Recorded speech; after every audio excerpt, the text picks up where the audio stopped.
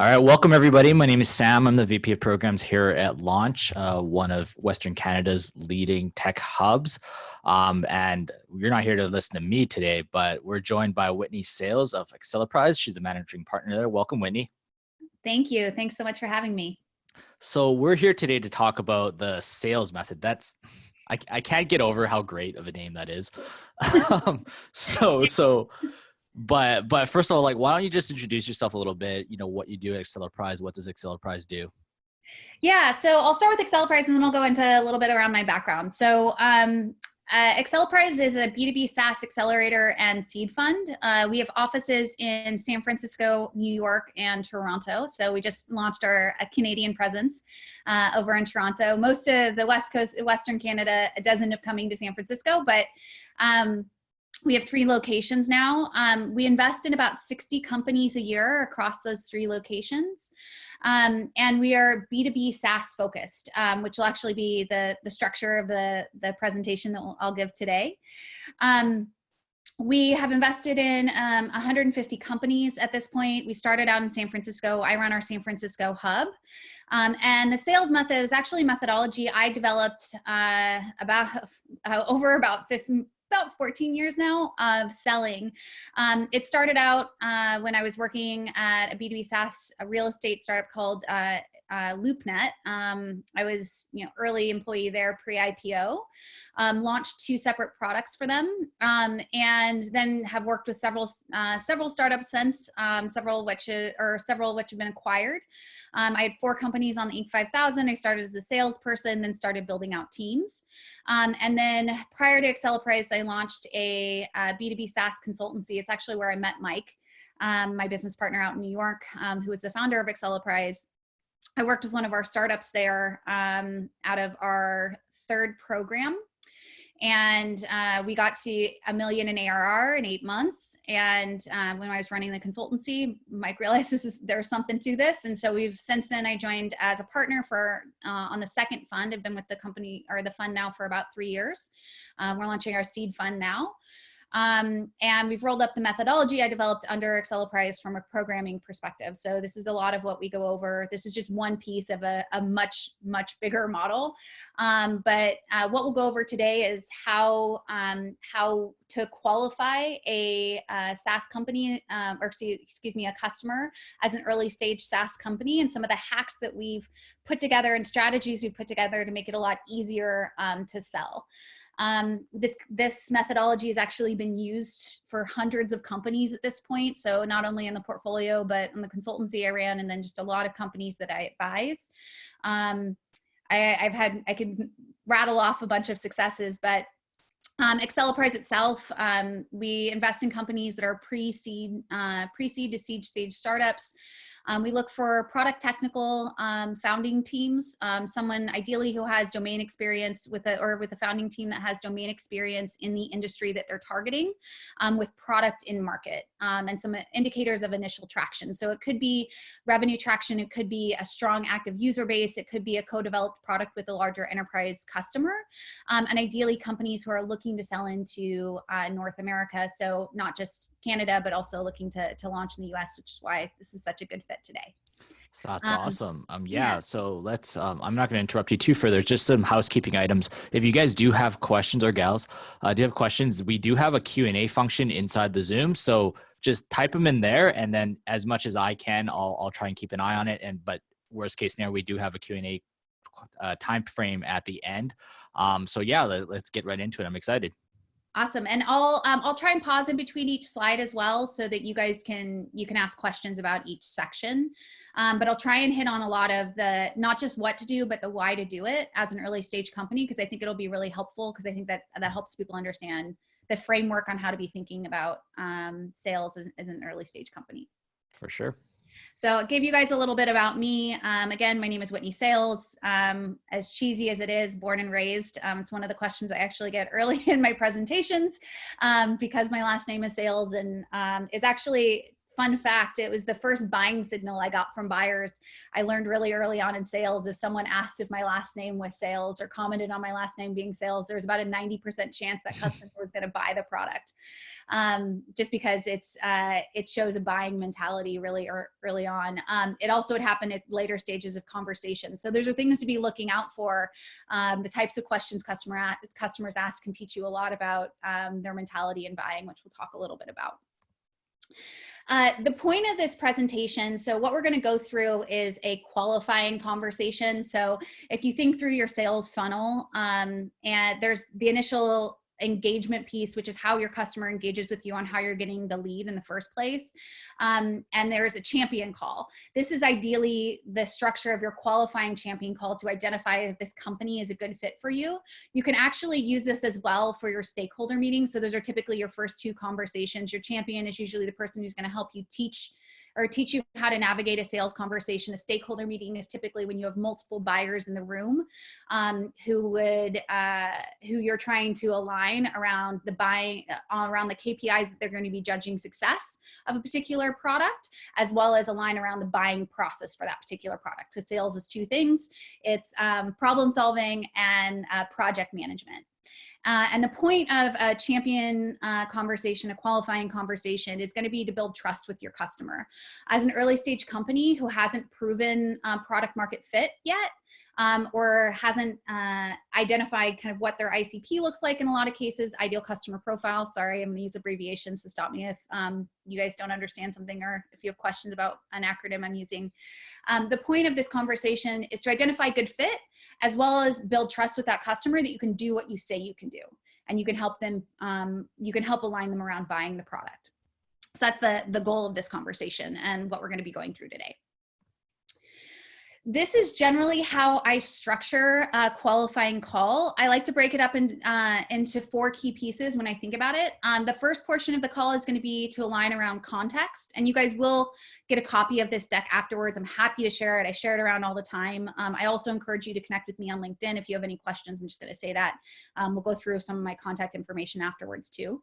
But I like to structure this conversation around the first part of the conversation around setting up context for the conversation and what we're going to be talking about, so that I can actually control the flow of the conversation and the questions that happen throughout the conversation we'll be having with the customer or prospect.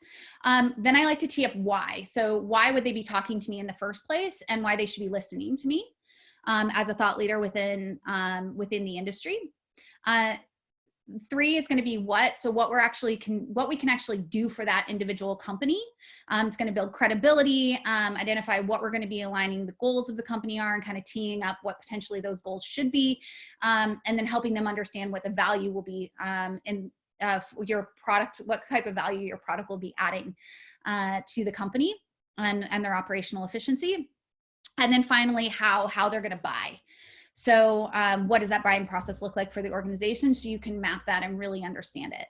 I like to organize it this way specifically, just because I found it to be the easiest way to train early people who are learning how to sell. The how piece could be peppered in throughout the qualifying conversation. So I'm just going to say that right now, that if you are a more experienced salesperson or someone who has done sales before, I put how afterwards, because founders, when they're selling for the first time, a lot of the time aren't really comfortable asking the person about their buying process until they've identified the problem. But in reality, once you're more comfortable selling, you can actually move that portion up in the call or the meeting. So when I start a conversation, I like to start with a laugh. As I mentioned, my last name is one of the things I used very early on when I started selling, but there's a lot of ways you can do this. You can do it through making fun of yourself, talking about something that's happening. Coronavirus is a great one right now because there's so much stuff. I like to nickname it Rona, our wonderful little friend who's torturing everyone in the early stage business. Something I found about their company or market that might be ironic or funny. Something about the mutual connection that connected you if you were introed through someone, or if they downloaded a report of some sort, a fun fact about that. Anything that you can do. I also talk very quickly. So if you're knowing that about myself, I used to talk about the fact I was wired on coffee because my CEO, my first company I worked with, and and I used to make coffee together every morning. It was one of the fun things. And we called it sludge because it was really thick and it got everyone really wired in the morning. So it doesn't matter what you use, but what does matter is that you get the person to laugh. The reason being, when someone's laughing, they actually drop their guard. It also increases neural activity by 32%. So literally by making your customer laugh, you're making them smarter. Ideally, that's a good thing. But you're also getting them to open up and be more receptive to you. The other thing is positive emotion elicits trust. And it also makes it more likely that they're going to jump on a conversation with you because they think about you positively and sets the brand up in a positive light. So it's just really important to actually start the conversation off in a positive trajectory with a laugh, whatever that may be. Canadians like the weather. That makes sense. I used to use that when I was in San Diego a lot because I used to sell for a legal firm when I was in college. And so, yeah, I understand that completely. There you go. The next area I like to go into introductions. The context piece is actually, so the laugh, introduction, and agenda are areas I see a lot of people skipping in a conversation. It's really important to do. An introduction specifically, you're going to look at how you're connected. So for example, if they downloaded a white paper, you might want to understand what piqued their interest about that white paper, or if they filled out a form in some way. If you're introduced to them through someone, how they know that person, could you give you some context around the level of trust they have with that person, or why they took the call in the first place. The next area I like to go into is what each person's name, title, and responsibilities, including my own. The reason I like to make sure I get title and responsibilities is in the startup ecosystem these days, if you are a startup selling into other startups, or even in corporate innovation, for example, if you start with innovation or BD, those responsibilities really range. The title is very abstract and ambiguous on what the actual responsibilities are within the organization. So someone could be a head of title, and head of titles are bullshit these days because a lot of the times they might be just head of one. So it's really important to understand what that responsibility is. If they're a head of, a department that there's only one person in, they might not have decision-making power within that organization, and you may need someone more senior to actually get the decision through. It's also going to help you as you start to map your ideal customer profile, your ICP, help you understand how to develop your leads and how to actually focus and identify who's a good fit for you really early on. So it's really important context to have in the conversation. And then third, I like to confirm how much time I have. I may have scheduled an hour of time and they may actually only have 30 minutes. And if someone ends up giving you more time, it's super helpful to know that. If they're telling you they're going to give you a half an hour and they give you a full hour, because that means that they're really interested. So there's good information and signaling you can get from setting up the context around the introduction. The other thing I have down here is I have little tips down at the bottom, but I like to take notes on each person's name, title, and responsibilities, especially if I have multiple people in the room. The reason being, how people ask questions is actually a really good indicator of how people make decisions across the organization. So for example, if I have a senior person who's driving a lot of that conversation, what that's going to indicate to me is that it's a top-down decision-making org or department. If I have more junior people driving the conversation, what that's going to indicate to me is I'm going to have to build consensus across the org.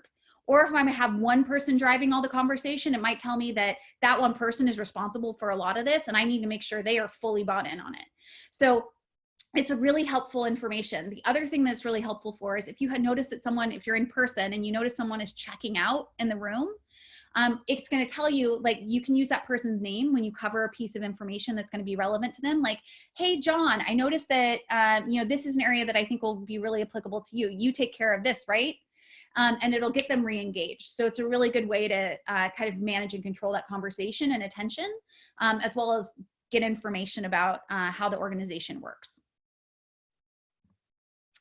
The next area I go into in context is the agenda. So I pull a little bit from the Sandler method in this, which you guys I highly recommend reading up on. It's a great method. There's a lot of different strategies that are actually peppered throughout this presentation. I kind of pulled different pieces that I like.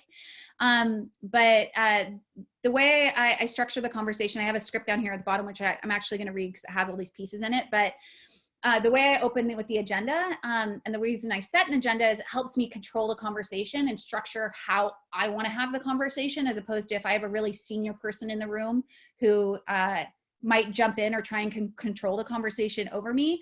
This allows me to actually set the context for me controlling it. And sales, a lot of sales is about control. It's control of information and control of the conversation and control of how things are relayed. So this allows me to have a little bit more of that. And that's why I do an agenda, but just going through this quickly. So I want to go over a quick agenda for the meeting today. My goals for the call, get a good understanding of how you guys currently do X, and then discuss how we can potentially help you with that. If there's a fit, from there, we can go over next steps. Sound like a plan? Great. Is there anything in particular you'd like to cover? One thing I want to do is ask that you make this a discussion versus a pitch. But I love to hear the sound of my own voice. Your questions are much more enjoyable for me. So if you have any questions, please feel free to interrupt me. Just to touch on a couple things and how I structure this, the goals of the call, the reason I structure it this way is I'm getting alignment and agreement around the fact I'm going to start with questions as opposed to start by telling them about the product, even though I am going to tell them about the product in my founding story. The reason I want to do this is a lot of the times people get defensive when you ask them a bunch of questions. And in this case, you're getting them to sign up for you asking those questions before you give them answers. The second piece in here is around questions. Different cultures ask questions in different ways. Some people don't want to interrupt if they have a question. And depending, ADD is a real thing these days. And if you're on a presentation like this, there's a good chance people are checking out if they have a question, or they're trying to remember the question that they have if they're not able to ask it. And so if you don't give them permission to interrupt, or you don't tell them how to ask the question, they won't be paying attention to anything else you say afterwards. So it's a really good way to make sure your customers stay engaged. And then the final thing is ask them if they have any items they want to discuss. So you can make sure the items they want to discuss will give you context around where they're particularly interested and why they're talking to you in the first place. And then it'll also give you some buying signals that they've done some research ahead of time. I'm going to pause there. Are there any questions right now? Yeah, I don't see any questions out right now. Feel free, if you guys have them, please type them in. So like a lot of this, I think from what I'm hearing is about building the foundation of trust. Is that right? Yeah. So this is right now, it's setting up the context for me having control of the conversation is the initial piece. And then we'll go into setting up the founding story is really around and qualifying questions, and use case are around establishing trust. So I'll jump into that a little bit. Cool. So founding story. So I actually have a worksheet around this that I'll share with you guys as well. But the founding story, before I jump into it, I like to ask what they know. But my founding story is how I'm going to set up the thought leadership on how I discovered the problem that I'm solving. What trends are going on in the industry that led to me discovering this. Ideally, you have firsthand experience with this. That actually led you to the conclusion that you need to design a product, what you researched and why current solutions don't work, and then what you developed to actually solve that problem. So this is actually your first pitch, but you pitch it in relation to your founding story. And even if you're a salesperson who's giving this founding story, it's really helpful to do, because what it does is it shows you that, establishes thought leadership, that you understand what's going on in the industry. It shows that you actually understand the problem that the customer has. Ideally, tease up some trends that'll help you design the ROI story in your use case and then for this individual customer. And then establishes you again as a thought leader. So it's going to build that initial credibility. And then that's going to weave throughout the entire conversation. So it's just a really, really good thing to tee up here. And again, I have 3 to 5 sentences. In reality, it may be longer than that. But I put 3 to 5 in there because some people spend 15 minutes on it and it's silly. I'm going to give you an example quickly. So the company I worked with as a consultant, where I was talking about, we got to $1 million in ARR in 8 months. It's a company called People Data Labs. The founder, Sean, was a college dropout, dropped out at 20 to start the company, 0 sales experience. Anyway, the way he discovered their people data, so they're an API that plugs into the back end of applicant tracking systems, CRMs, forms, et cetera, and keeps the people data up to date. And they were specifically targeting the HR industry. So I'm just giving you guys context around this, and I'll give you the story quickly. So Sean, when he was working with, when he started People Data Labs, he was actually working on another application, and he was looking to hire a designer. So he sat down with a recruiter and gave the the requirements he was looking for this designer. And the recruiter said she'd get back to him shortly. Seeing as Sean was an impatient person, shortly meant for him meant the end of the day. For the recruiter, it meant the end of the week. And by that point, Sean had actually hired someone else. This recruiter was a friend of his. And so he sat down with her and looked at what the actual problem was and why it took her so long. And what he saw was 50 tabs across the top of her screen with a bunch of LinkedIn, an applicant tracking system, some various online research this person had been doing about the various candidates. And what he found is that the systems of record that these people are using, this applicant tracking systems, are 15 years old and didn't actually have even forms, or excuse me, fields for the information that she needed. And 90% of the data that had been created has been created in the last 2 years. And so what he decided to do is create this API called People Data that plugs into the back end of the system and keeps it up to date. So in that story, I talk about Sean relating we were selling to the HR industry. So we talked about firsthand knowledge of the HR industry. We talked about the problem of trying to find the research. We talked about the problem of the fact the current solutions that people are using for this information are up to date, out of date. They aren't designed for the information that exists, and it's because the information that exists came out in the last 2 years, and that the people are using on a day-to-day basis. So it's just kind of setting up context here around the problem that they actually solve. I'm not sure if that was helpful, but give you guys a little bit of context there. For sure. And I think one just further question, just to clarify the ask what they know part, one of the audience members is asking, is it referring to what they know about yourself and what you're about to pitch, or just about, or what are you asking what they know about? Oh, it's about what they know about your company. Because if someone's done research on your company, it's going to tell you a lot, because it's going to tell you they're probably an educated buyer and doing their research. It also tells you they're probably highly interested because they've taken time ahead of time to research your company. Gotcha. Cool. So once I've given my founding story, this is where I like to go into my questions. Again, I say you get 3, you may have more. The big thing for your qualifying questions, there's 2 things you're looking to answer. You need to know, are they a good customer for you? And what customer case study are you going to give when you go through your use case? And we'll talk a little bit about that in a second. But these questions need to be open-ended. So the way I typically like to structure them is talk me through how you guys currently approach X. Walk me through your process of how you currently do Y. They're not, how many people do you have on your team? If you're looking for how many people do you have on your team, or how do you think about hiring, or how do you currently approach linguistics at your company? You want to get through, like, what's your current approach? What's your current thought process? How do you guys currently think about? Walk me through this process. Anything that you can't research online ahead of time that's going to give you the logic and a more broad answer around how they're currently solving the problem that you guys, that your company solves. Because this is going to give you a lot more information than pointed questions such as how many, or, one-word answers like yes and no. And then the questions should be oriented around, again, how do you know if they're a good customer for you? So they're going to be pain point oriented. The information as well that's going to give you how much they're actually spending on this. Not necessarily, you're not going to ask how much they're spending on this. You're going to ask about the systems they have in place and how many people touch those systems. And it's going to help you understand the cost of to the organization from a time perspective and money perspective. And then the other thing we're looking for in this is a qualifying event. So meaning, what is going on in the organization that makes this a relevant pain point for them right now? And are they trying to solve it right now? And that's going to help you to ideally tie to an internal deadline to help drive the sales process forward and create urgency. And then the second piece around that is customer case study. So we'll go through this in the next slide, but the customer case study, instead of giving a demo, we're actually going to give a customer case study and talk through a customer's experience of the product versus how your product works. And we'll talk a little bit about that.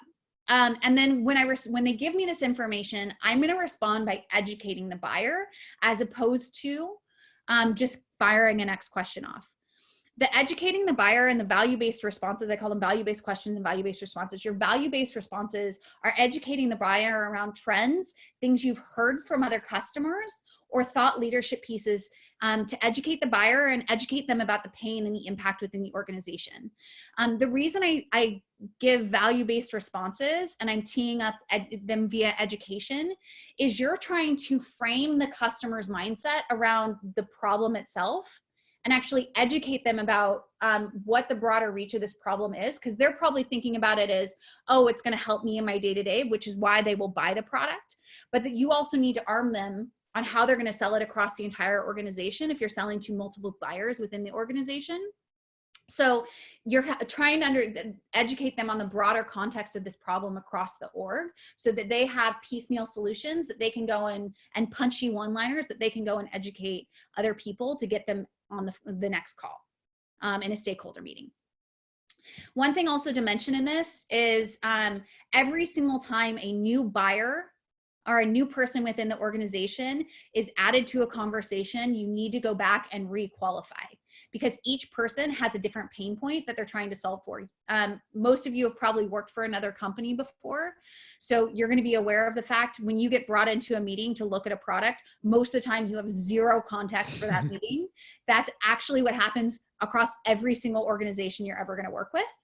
And so you need to go back and requalify and educate that buyer from the beginning, so that you're getting everyone aligned around the KPIs and problems that you're solving, and then align them around the specific problem that you're going to solve for their company. So it's just one thing to mention. The other thing I have down here is just a quick tip. It's casual competitor name dropping in your value-based responses can be a really great way to pique curiosity. So for example, say for example, I'm selling to Lululemon. I might mention that I spoke with Athletica the week before, and they actually had a similar problem. And they were talking, they talked to us about XYZ. I'm not going to give specific information on what's happening at Athletica because I don't want to break trust with Lululemon when I talk to them, but it is going to help me in building credibility around the fact that we can get into larger companies, and also that we can solve the problem that we say we can solve because the bigger brands in the industry are talking to us, or their biggest competitors are talking to us. And it's a great way to also quantify the problem for the customer. Cool. Any questions? I don't see any so far. Okay, cool. Let's keep rolling. Okay, so case study. So if you give demos in your conversations, I don't recommend it for enterprise sales or mid-market sales. If there is usually a group of buyers who buys within your sales process, I gatekeep my demo to get all the decision makers in the room, and I'll talk about how to do that when we go through BANT. But I like to gatekeep my demo, and instead, if I need to show screenshots, I'll give screenshots of the product. And when I talk about my product, I always talk about it in the eyes of another customer that's like them. The reason being, one, your biggest thing, again, as we talked about as a startup, is establishing trust. A use case does that for you. And when you're talking about it in the shoes of another buyer, that's fact versus your opinion of how your product's going to benefit them. It's a fact about how someone else's experience and how they benefited from the product. They can't argue with the benefits someone else got and how they used your product and the results they saw. So you always want to try and quantify it in some way. So I like to, again, I like to give a case study when I go through a demo. So I talk through someone else's experience in the product and how certain pieces of the product benefited that particular customer and that relevant use case, which you've identified in your qualifying questions. The other thing that's really helpful, just as a tip here, is you can do your objection handling during your demo through the customer case study. So if you know a particular type of company typically has a certain type of objection, you can handle that objection in your story and kind of cut it off at the pass before it ever comes up. So if you know there's a particular type of question that always comes up with this type of buyer, you can use that and build that into your case study, which is also going to be your demo. And there's a little script down here as well. So from here, once I've given an overview of the product, you're usually going to get, just so you know, you're usually going to get questions after your founding story, and after your use case and after your ROI story, because these are the ways, this is where you're telling what the product will do and the value the customer will receive and the value other customers have received. So just so you know that, those are usually good places to pause for questions. When I'm going into my sales questions, so I notice I have two types of questions. My qualifying questions are to understand if they're a good fit, again, and the relevant case study I'm going to give to the buyer. My sales questions are going to be the questions I need answer to tee up my ROI for that particular customer, to quantify the problem for that customer. So again, qualifying is about understanding the relevant use case and qualifying event. So are they a good customer for me? And what's going to drive them to a decision? And then sales is going to be, how do I quantify the value of our product for that customer? So it's just different questions, because some people use sales questions in the qualifying, and it's better to break them up after you've gone through your use case, because the customer ideally will open up at that point. My sales questions, again, should be oriented around the ROI for this customer and a clear use case for this customer. And when I'm responding to the ROI questions, my sales questions, instead of with thought leadership, what I'm actually responding with is empathy. The reason being, we've all heard one of our friends vent before. Ideally, you've identified pain at this point for the customer and understand what the value is that you provide this customer. So we've all heard our friends vent before. When you empathize with someone's venting, they then vent more. And ideally what you want to do is amplify that pain for the customer, because it makes it more real and more urgent for them. You also get more information around the specifics of the pain and how it plays out in the organization, and how this particular pain point works for that customer on a day-to-day basis. So it's really good to turn up the volume on the pain through empathy. And then the other thing I want to mention here is your value-based responses are not a pitch. They should specifically be related to the customer's pain point. And instead, in that case, it's like, yeah, that's actually something we hear a lot from our customers. One of our customers, you know, they had this particular issue. They had 5 people involved in this process, and it was taking them 3 weeks to actually do. I'm not at this point talking about what the product's going to do for them. That's what I'm going to give in the ROI. Instead, I'm just empathizing with them about the pain. I'll give the pitch when I give the ROI, once I've gotten all the information to quantify their pain and give them a strong ROI story. And then how I help them. So my use case in this case, again, I do have a script for the use case, and I have a script for the founding story. The use case is going to be very similar to the ROI, so you can actually literally just say the same thing, but using it in relation to their company. But when I'm giving a use case, it's how is this product specifically going to impact their business? I want to tie it back to the answers I received in my qualifying questions and my sales questions. Because that's going to show I'm listening to them. And ideally, it should quantify the problem for them. And again, this is again going to be a punchy one-liner, so it needs to be clear and concise that they can go and repeat back to someone else. And this is going to be how they sell it across the organization. They should be able to visualize how the product is going to impact their day-to-day in the ROI story. The way I would structure this is, yeah, so what I'm hearing from you, if it typically takes 3 people and you guys are using an Excel spreadsheet for this, you know, these are some of the secondary values you're going to receive from it. So it's going to make sure your Excel spreadsheets are more accurate. It's going to take down time of data collection. It's also going to streamline the processes around this. And I would expect that it's probably going to reduce the time that is currently taking you from 20 hours to probably about 3. Because you're still going to have to do the data collection, but that's what I expect. And then on top of that, the accuracy is going to increase significantly in XYZ ways. Does that make sense? Yep. Cool. Any questions? You guys are the most quiet group I have ever had. This happened to me last time I gave a presentation in Canada too. I know you guys have questions. Polite. You do. Yes. I think that's why we need this though, right? Yep. Yep. I am one of the most direct and slightly aggressive people you'll meet. So I'm one of those people who will like jump in and derail someone's presentation every chance I get because I want to drive it the way I want to drive it. So that's why I'm trying to give you guys these tools to not have one of me in the room. Okay, so mapping the buying process. So I use a tool called BANT. If you've ever done sales before, you're probably pretty familiar with this. There's a lot of information online about BANT. So BANT stands for budget, authority, needs, and timeline. So budget, some questions I like to ask here is, how do you typically evaluate tools like this? Is this something you guys have resources allocated for? One thing to be aware of when you're looking at budget today is money is usually less of an ask than development resources. So if you are a tool that requires someone to implement something via an API, or to require some type of integration in some way, or even putting like a code or a snippet of code on someone's website, that is typically going to take more time and cost more to try and get implement from your effort perspective than it is going to be to get budget. So it's really important to ask as well, like, how do you typically allocate resources for development? How often are your sprints? How do you guys typically prioritize what goes into your sprint? The next thing around this is the next area is authority. And again, you can pepper these questions into your the earlier portion of the conversation once you're comfortable doing it. But it's usually more comfortable for founders in the early days to ask them later.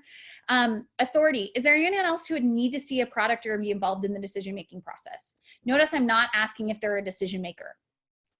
What's their role and what do they care about? The reason I'm asking is there anyone else involved? That's telling me who else needs to be in the meeting. Once you've progressed through a number of sales conversations, you're going to know who those people should actually be within the organization. And so you can actually tell them typically. So a lot of the times they'll ask for a demo on the first call. Just say, we actually do custom demos for everyone when we present to them. So this conversation is to understand what we're going to need to design into the demo. And I can give you a clear use case on that conversation. You know, is there anyone else who would need to see the product? Because I would ask that they be in the room, because we put a lot of work into customizing every demo that we give. And I know, sorry, I just cut you off. I know you mentioned a bit of that in the introduction part as well, but in terms of, you know, if you're halfway through or maybe 3/4 of the way through this whole process of the call and you find out, crap, this person's actually not qualified, they don't have the buying power. How do you kind of backtrack or recover from that? Yeah, so that's where I would gatekeep the demo. And this is where this question specifically is very helpful. You're still going to need to build a champion in the organization. So if this, if the person you're talking to, usually there's layers of pain, right? So if you're an analytics tool or if you're an analytics or strategic tool, you're probably going to be dealing with more senior decision makers. If you're more of a tactical tool that's kind of a bottoms up model, you're probably going to be dealing with more junior decision makers. And even if you have a junior decision maker, you need to understand how to quantify that pain point from a strategic level, because that's how you get the higher level decision makers involved in the sales process. And they need to understand, so you have to speak to the level that you're talking to. And you need to know, that's why the responsibilities piece at the beginning for introductions is really important, because it helps you speak to the level that person is and the pain that person has on where you address it in the organization. Ideally, you have something that addresses all the way through. But the way you get that next group involved is to ask that question. Is there anyone else who would need to see the product be involved in the decision-making process?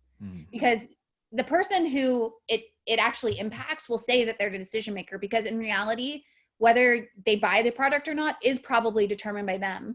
But in reality, of whether the money's spent or not is probably determined by someone else. And so that's is anyone else who needs to see the product or be involved. That involved piece is someone higher up. And I'm not sure if now is the right time to ask that question, but kind of, I think it sounds like a very big important part of this is making sure you're talking to the right person. So do you have any kind of general tips and tricks for how you're qualifying to, you know, there's 8 people in the company, there's 4 heads of product, heads of marketing, heads of whatever, like we joked about at the beginning. Like what are some kind of simple things that we can do to make sure that we're talking to someone who's 50% chance the right person versus 8% chance? Well, the responsibilities will be number one. That's why I do that really early in the conversation. So like what falls under your realm of responsibilities as the head of innovation for telco, whatever, right? So that's a really good question. That'll tell you one.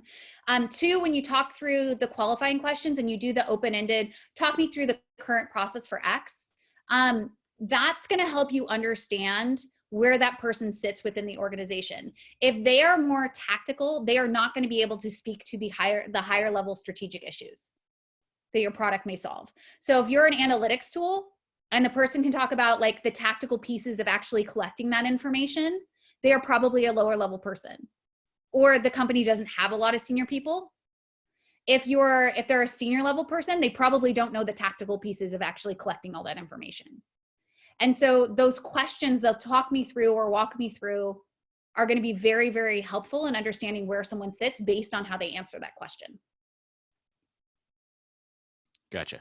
Does that answer the question for the person who had it? Yep, I think so. Okay, cool. Needs you should have already established and understood from the earlier portion of the conversation. Then timeline. So what I'm looking for in this is what is their process for buying a product, and what are the steps and the people that need to be involved, and how they make decisions around it. So that's kind of like the overall view, and I'm mapping this out in my head. So timeline, have you ever purchased a tool like this before? What was the process like?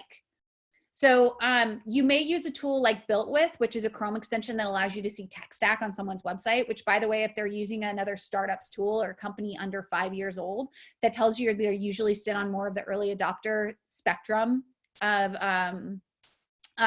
like technology adoption. And you could say like, hey, I see you use like Marketo on your website. Can you talk me through, like Marketo is not obviously a new product, but like, I see you use Marketo. Can you talk me through what the buying process for that looked like? Or what was the last piece of technology the guy purchased? Can you talk me through what the buying process for that looked like? Because that's going to help you understand the steps that are required to do that and who is involved. And ideally it fits within wherever you sit within their department, right? So if it's a marketing tool, you're looking at like a marketing tool. If it's a developer tool, talk me through a developer tool. Like talk me through that process and what the decision-making process was like for you guys. Legal is really helpful because if they have an internal deadline, and legal typically takes 2 weeks, and they want to get it implemented in the next 4, they need to have a decision and things signed off on from a budget perspective within 2 weeks. And so you can drive that decision-making process a lot faster when you can understand and map that out, because the map is going to tell you where you can cut timelines down and how you can drive potential timelines if you have that qualifying event, which is why we start that much earlier in the conversation, trying to identify that. And then after you fully understand what the buying process looks like, repeat it back to the customer. It's the same thing in like nonviolent communication. When you're trying to resolve a conflict, what you do is repeat back what you hear to make sure you fully understand, and that shows the person that you're listening and builds trust. That's the same kind of thing. So you're going to say, so if I understand correctly, these are the people that would need to be involved in the next conversation. We're going to have that in about 2 weeks. You guys have about a 2 to 3 week legal process. We need to get this rolled out within the next 8. And here, like these are the people and how the budget process works. Do I understand that correctly? Mm-hmm. And that's going to help you map that out. Gotcha. And then were there any questions? I saw a little red. Yeah, there's a couple questions. So first one is, what's the reason for gatekeeping the demo versus showing it, however briefly, early, just to build excitement with something concrete? Where would you kind of balance that? Yeah, so the best salespeople I know never actually have to show the product. I myself have sold a 300K product, 300K contract with never even showing a product. So I'm just gonna put that out there. I know people have sold $1 million contracts without ever having to show a product. So putting that number 1. Number 2, the reason I especially encourage founders to not show the product is people use decks and products as crutches. Instead of learning how to actually talk through the product with the customer. Ideally, the customer is talking about 80% of the time, and you're talking about 20. And your 20 is you asking questions or validating what the customer says with information or empathy. So I know I'm doing a lot of the talking right now, but usually when you give this, the most talking you're doing is either answering the customer's questions or when they go through, which you'll get after your ROI story, they'll usually ask two types of questions. They'll either go into objections, which are value-oriented questions, or process-oriented questions, which are all oriented around implementation. But the, excuse me, the, where was it going with that? Can you repeat the question? Sorry, I lost my train of thought. Just it was asking about the showing the demos, and you were explaining how it is a crutch. Yeah, so it's using it as a crutch. The other thing is, if you are dealing with someone lower level within the organization, if you show them the demo, they'll think they'll be able to convey the value of the product to the decision makers. And if you keep the demo to yourself, you can gatekeep it to get the decision makers in the room. Gotcha. And it's a little bit like counseling at the end of the day. We walk in thinking that we're going to be doing all the talking, but it's the other side that does the talking. Exactly. And it should be, because you're counseling them through a problem within their company. Gotcha. Another question I have is, this one's a little bit more specific. Maybe we can go through it and then I'll come back to it at the end, just because they're more specific to their specific companies. One's a SaaS and one's an enterprise. Yeah, of course. So, the final thing I do in this is I close with next steps. So again, I repeated back what's going to happen when we get off the call, when I confirmed exactly what I heard from them. There's usually things that person couldn't answer for you, or they need to schedule something or get someone else involved. That's their homework. Then you have your homework, which is usually sending them a send deck. Your send deck is not your entire deck. It is 5 slides that give a high level overview of your product. Do not send your entire sales deck if you're going through a sales deck with people, because what will end up happening is they'll send out the deck beforehand and people will think they know the product and you never got to talk to them. So again, it's controlling information. And I do have a sample send deck that I can give people that's like what's in a send deck. And then I confirm next steps. And the other thing I want to do is I want to send a calendar reminder with like agenda for the next meeting and anything I sent. If someone says like, circle back with me in 2 weeks, no problem. What I'm actually going to do, instead of having to go back and forth via email to try and schedule the next time, is this day and time usually good for you? Great. I'm going to actually send a calendar invite for this time for a quick 15-minute check-in to get this done. So we're not going back and forth by email to try and schedule something, because I know both of our schedules are really busy, and save both our inboxes and just make it much easier for us. And if you need to reschedule, I'll check in with you a couple days beforehand. And just to jump in real quick, what's your kind of quick thoughts on automating that process? Because I do know, and I mean, we're all in the tech business, so we all get kind of inundated with spam check-ins of 5 days after our first call or 7 days after our first call, and that's kind of automated. Do you have any quick thoughts on that? So in sales processes as an early stage company, I don't recommend automating things, actually. The reason being, everything needs to feel personal. And because every customer it's early stage go-to-market is a hub and spoke model. Because Paul Graham has a saying that it takes 10 customers to get to 100. It's because each individual customer has different benefits they're going to receive from your product in the early days. And there are 10 other customers who are going to have the same use case. Because they're similar in some way. And so that hub and spoke model is really important to establish early on. And so you need to make sure you get every single customer through if they're a great fit for the problem that your product solves right now. You don't want to leave that to a piece of automation because you're busy. If you're worried about tactical follow-up items, bring in an SDR, a sales development representative, or a BDR, business development representative, to basically serve as your sales assistant. They're cheap. They're easy, especially up in Canada. They're much cheaper than they are in the Bay Area. They're really cheap, very easy to hire.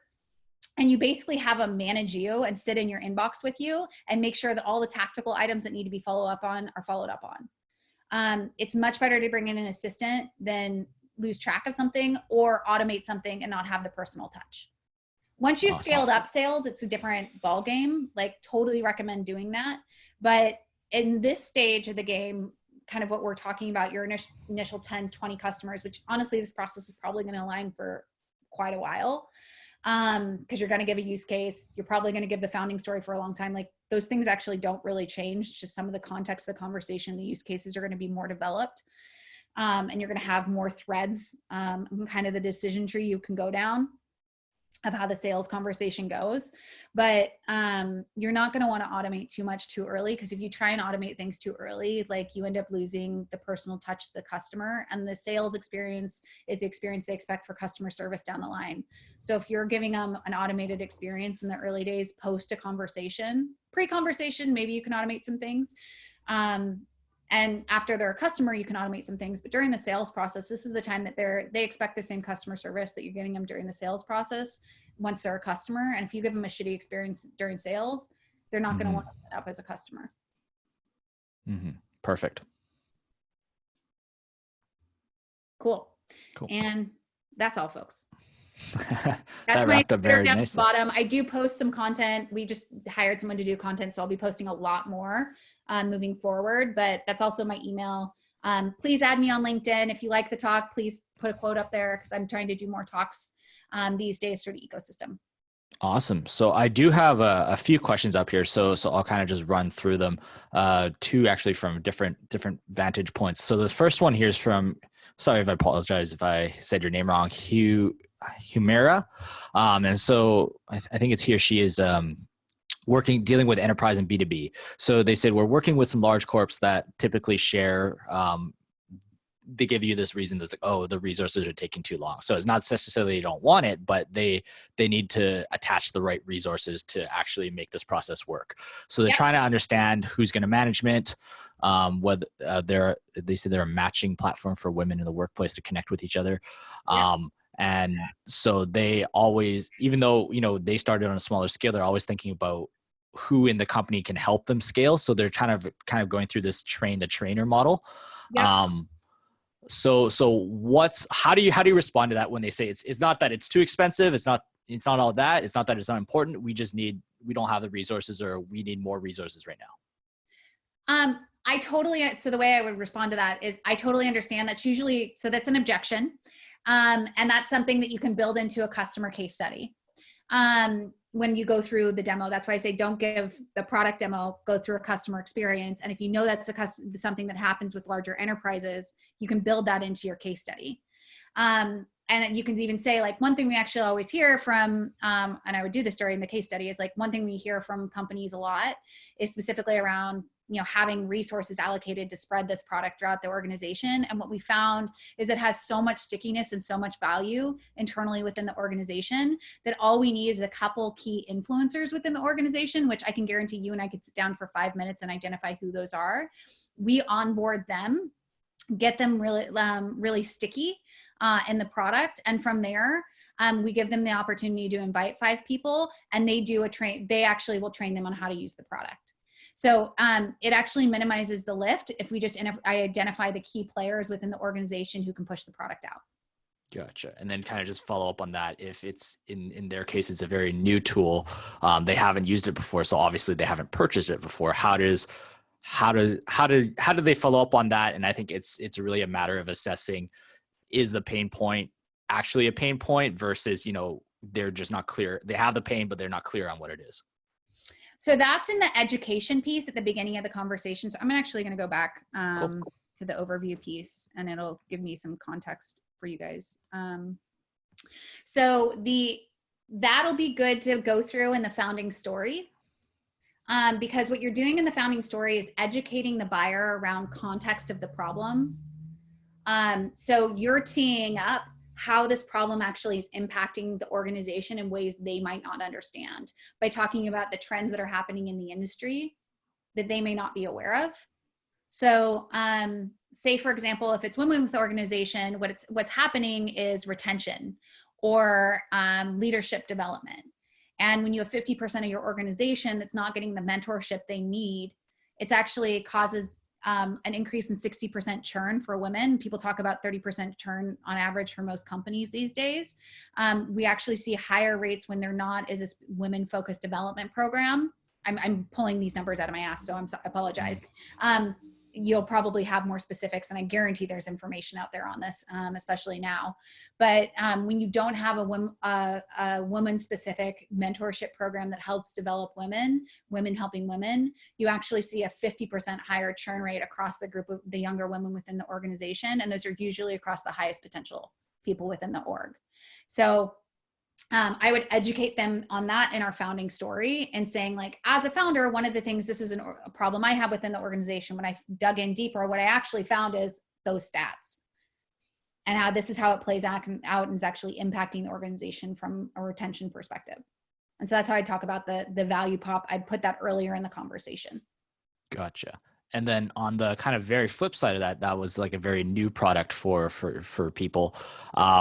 Jing is asking, you know, if you're asking for them to switch to a new SaaS software. So I think more to your Marketo example, for example, if you're a Marketo replacement or a competitor and they're already using Marketo, you know that right off the bat, it's going to be extra work for them to switch off of Marketo and join your platform. So what are your tips from that perspective on convincing a client to actually migrate to this new company, your solution? Yeah. So when I'm going through my demo, so my use case here, when I'm going through the demo and a customer's experience, I would again build this into my story because it's an objection is going to come up for any customer that has the solution in place. And if it's a marketing automation tool or it's a tool that's on the publicly facing site, you can see their tech stack. That's all publicly available information. So I can see their code and I can see what's plugged in, and that's going to tell me that they're using a competitor. Well, I can go and say, one of the biggest, in the use case, one of the biggest things that we hear a lot is people switching from one system to the next. Like people use HubSpot, and HubSpot discounts their product 90% in their first year, specifically because it's so hard to switch over. We actually have a really great tool that can take all your content and suck it out. So it's part of your customer demo story. And what you're talking about is not just what your product does, it's the ease of implementing the product. And you need to have a solution for that if it's one of the big objections that you receive. And then just kind of on that same context, Carolyn asks, what sort of CRM CTA type tools do you recommend, especially at the startup stage? Is it HubSpot or something else? Oh God. So that could be a webinar on its own. Yeah, it definitely could be. I'm actually writing this up for one of our corporate clients who's spinning out a startup. So for marketing automation, we like HubSpot. I personally just like HubSpot. They offer such a significant discount for startups. It's really helpful. Don't build out your database in them too quickly. Keep that in MailChimp because it's a lot cheaper. I would usually recommend two tools. One of them is for your more awareness-based marketing, and one of them is for your more customer-based marketing, because HubSpot charges based on size of database. So if you have a huge database of customers you're marketing to, say, for example, you have some social component of your product, or you have a bottoms-up model of your product where there's a freemium tool to expand within an organization. You don't want to have a marketing tool that's maintaining all of that information. You want to have an email platform, and then you want to have a marketing automation tool that's more for customer nurturing or people later in the funnel, because you don't want to be paying that larger price point a year from now. Use a MailChimp or any of those. There's tons of mail tools, and you're going to want to play around with the different mail tools, by the way, because each of them have different send rates, and you're probably going to want to set up a different domain for those tools as well that they send from. And then have another tool that's more of your later stage funnel. It's a marketing automation tool like a HubSpot. So what I'm hearing is keep your address book in MailChimp as opposed to one of the other, CRMs, whether it's Zoho or otherwise, Salesforce, whatever, because to keep that cost low.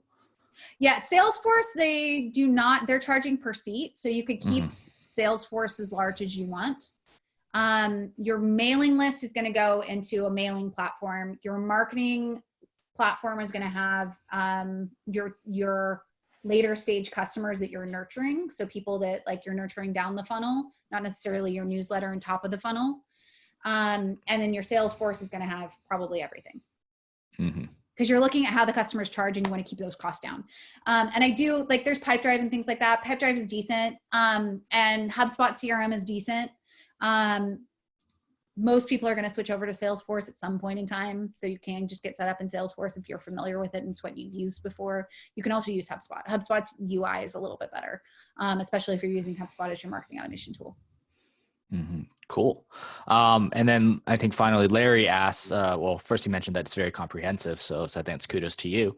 And I think this is a two-part question. First part from him, next part from me is, do you use the same template at the senior level? And I think what I was going to ask is, how do you see, what I guess you're effectively calling the sales method relate in terms to if you're B2C or B2B or enterprise? What would you tweak? Yeah. So if you're enterprise, you're going to go through all this shit in detail. Like Mhm. schedule an hour-long call and dig into each of these pieces in depth. Because it's going to help you map the sales process, because there's a lot more people involved in an enterprise deal. If you're B2C, you're going to use this conversation for partnerships, because you're still going to need a one-to-many sale for a B2C company to help you with distribution and brand awareness. Mhm. And so this is your B2B side of your B2C model. Everyone has a B2B side of their business, everyone. So this is going to be your partnerships conversation for distribution. And then if you're mid-market or SMB, so SMB, it's going to be a 1 to 2 sale. So you're probably going to have just a qualifying conversation, and your demo is going to be in this. And ideally, you're asking for the contract right after that conversation. That's going to be anything under, a 6K price point. If you're anywhere from 6 to 60K or more mid-market, or even 120K, you can be even a mid-market there. You're usually going to have anywhere from 3 to 5, 6, 7 buyers in the sales process. You're still going to have this same conversation. It's not going to be as extensive. If you're an enterprise, you're going to have about 20 buyers on average who are involved or touching the sales process in some way. The big thing in the enterprise is when you're asked, you need to make sure the meeting is moving forward in some way, each conversation you're having. So meaning they're getting more people involved, or you're getting more information about the buying process on each conversation. And as quickly as you can, get all of the decision makers in the room. Because again, it comes back to that point. If you're missing a decision maker, you're basically starting from scratch each time. Mhm. So it's better to get everyone in the room together, because people will not align on what the goals of the product are. And if you add a new person in and they're a potential blocker, or their potential sign off, or their security review or something like that, and they don't even legal, honestly, if you're dealing with any type of PII, getting the legal people in and the security people in that stakeholder meeting is critically important, because it's going to take them a lot less time to review everything if they understand it. And it'll save you guys a ton of time, because literally the security sign off and legal sign off is like a quarter of what it'll take otherwise, because they understand the context of it. So in those conversations, before they send things along for security or legal, I try and get them in a conversation, and ideally they're in that decision-making, that like initial conversation with all the stakeholders when they're making a decision around the product. Gotcha. And then I think one last thing is just commenting more on tools is Fresh Sales, Fresh Marketer. Have you used either of those? No. No. Sweet. One thing I was going to mention as well is we are accepting applications for Acceleprise right now. We haven't fully announced them, but they are on our site. So if there is anyone here who has their product in market with some early traction, we would love to talk to you if you're B2B SaaS. Is there any geographic or industry restrictions on that at all? Nope. Sounds good. That actually took away my last question. So you're doing my job for me. Is just how and what should people connect with you with? Yeah. So I give a lot of talks. So I highly encourage you guys, if I'm giving something, it will be different content a lot of the times. Especially if I'm in person, I do a lot of whiteboard on go-to-market strategies. Like how do you get all this information to figure out what to say? That's kind of the first chunk of this. And then I have some later stage stuff on how you close deals and negotiate deals. But definitely engage with me on Twitter. Add me on LinkedIn. I'm pretty active on LinkedIn. I'm probably more active there on Twitter, but please add me on Twitter, because I am starting to share more content. And then we have a newsletter for Acceleprise. We share a lot of our content around our blog, our personal blogs that we write. We write a lot of stuff on fundraising. We write a lot of stuff on working with corporates, negotiations, advisors. Like you think of it in the startup ecosystem. We have a lot of how-to guides on how to do things. And then again, we're accepting applications. So if you're in SaaS and you have a reoccurring revenue model or early traction that you're trying to develop a revenue model for, or even just an active user base, like we'd love to see your company.